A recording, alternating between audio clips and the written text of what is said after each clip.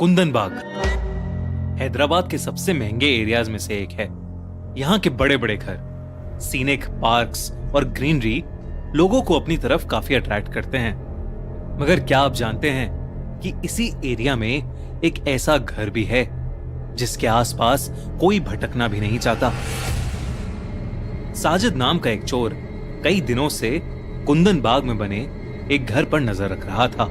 वो काफी बड़ा था और साजिद को पता था कि कुंदन बाग में होने की वजह से उस घर में काफी अमीर लोग रहते होंगे जिनके पास खूब सारे पैसे और गहने भी मिलेंगे। पर उस बड़े से घर में ज्यादा चहल पहल नहीं थी। ना ही कोई वहां आता था और ना ही कोई वहां से जाता था। साजिद रोज घर से थोड़ा दूर खड़ा होकर अंदर रहने वाले लोगों की परछाई देखा करता था। वो ये नोटिस करता था कि आखिर घर में कौन कौन था और वो लोग रात में कितने बजे सोने चले जाते थे। साजिद ने एक रात उस घर में चोरी का प्लान बनाया। उस रात कुछ देर तक वो घर से दूर खड़ा रहा और लाइट बंद होने का इंतजार करता रहा। कुछ ही देर में पूरे घर की लाइट्स ऑफ हो गईं और साजिद पीछे वाली खिड़की से दबे पांव घर के अंदर घुस गया। पहले साजिद ने ग्राउंड फ्लोर टटोला, मगर उसे वहां ना पैसे मिले ना ही कोई कीमती सामान। वो अभी नीचे वाले फ्लोर पर ही था कि तभी उसे किसी के चलने की आवाज आने लगी। वो जल्दी से ड्राइंग रूम में रखे एक पुराने कबर्ड में छुप गया और कबर्ड के दरवाजे के बीच से बाहर देखने लगा। उसने देखा कि एक औरत सीढ़ियों से उतरकर नीचे आ रही थी और वो धीमी सी आवाज में कुछ बड़बड़ा रही थी। वो औरत नीचे उतरकर कुछ देर सीढ़ियों के पास ही खड़ी रही और घर के मेन डोर की तरफ देखती रही। साजिद को उस औरत का चेहरा अब बिल्कुल साफ नजर आ रहा था। उसकी आंखों के नीचे बड़े बड़े काले धब्बे थे, मानो वो न जाने कितने दिन से सोई ना हो। उसकी स्किन बिल्कुल पीली पड़ी हुई थी और उसके चेहरे पर एक बहुत ही अजीब सी मुस्कुराहट थी। वो औरत किचन की तरफ मुड़ी और चुपचाप अंदर चली गई। साजिद कबर्ड से बाहर आया। उसने अपने बैग से एक चाकू निकाला और उसे हाथ में पकड़े हुए ऊपर जाने लगा कि तभी किचन से उस औरत की चीखने की आवाज आई।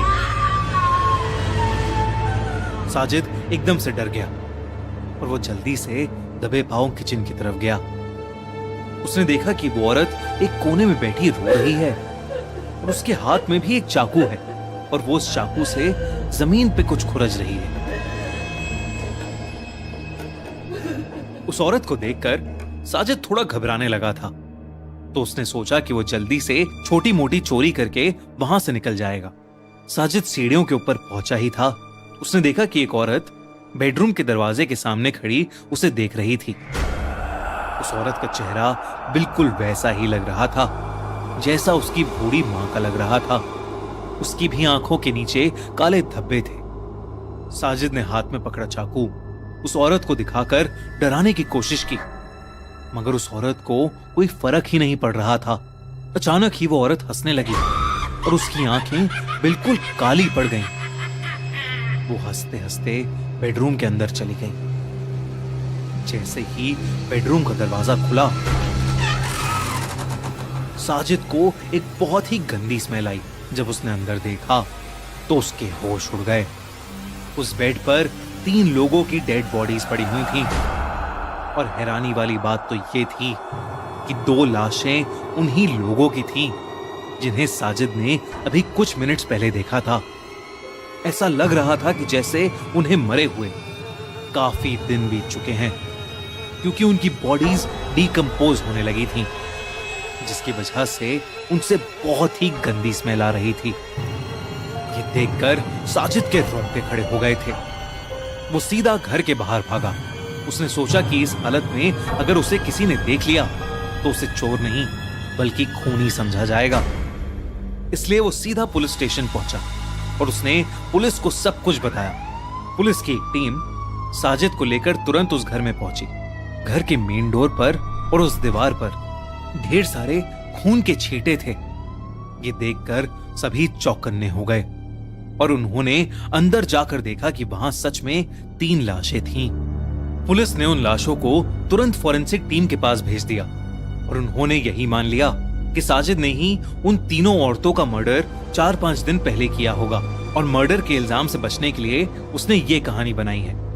मगर कुछ ही दिनों में उन बॉडीज की फॉरेंसिक रिपोर्ट आ गई, जिसे देखकर पुलिस भी बहुत शॉक में पड़ गई। उन लोगों की मौत 4-5 दिन पहले नहीं बल्कि 6 महीने पहले हो गई थी। रिपोर्ट के मुताबिक उन लोगों ने जहर खाकर अपनी जान दी थी। इन्वेस्टिगेट करने पर पुलिस को बेडरूम के पास से एक फिनाइल की बोतल भी मिली। मगर सबसे ज्यादा डरावना एविडेंस था काला जादू करने का सामान। घर में ढेर सारा तंत्र मंत्र का सामान बरामद हुआ था। उस बेडरूम की सीलिंग पर एक बहुत अजीब सा पैटर्न बना हुआ था, जो कि खून से बनाया हुआ लग रहा था।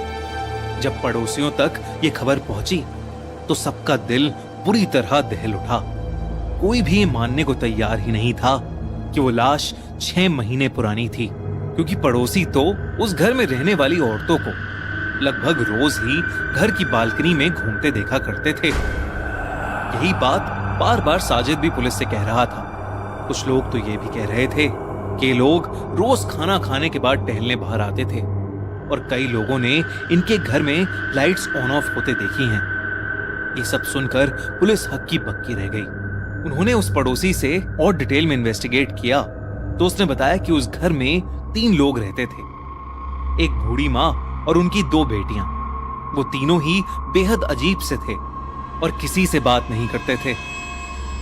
उस घर के ओनर विश्वनाथ की डेथ के बाद उस घर में अजीब अजीब सी चीजें होने लगी थीं।